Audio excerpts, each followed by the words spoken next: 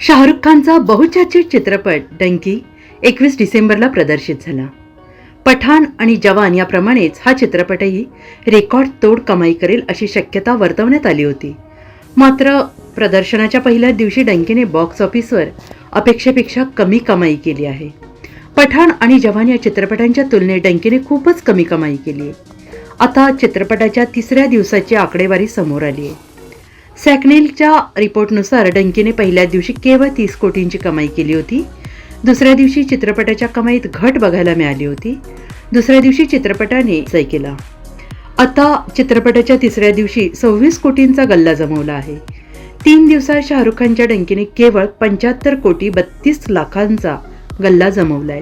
तर जगभरात या चित्रपटाने 100 कोटीपेक्षा अधिक कमाई केली आहे. यापूर्वी प्रदर्शित झालेल्या शाहरुखच्या पठाण आणि जवान या चित्रपटांच्या तुलनेत डंकीची कमाई कमी असल्याचे बघायला मिळत आहे.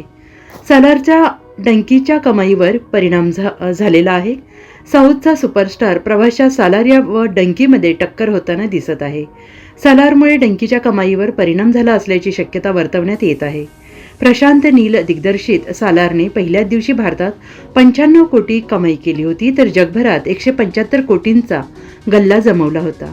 डंकीचे दिग्दर्शन राजकुमार हिरानी यांनी केलं आहे. या चित्रपटातून शाहरुख खान आणि राजकुमार यांनी पहिल्यांदाच एकत्र काम केलंय.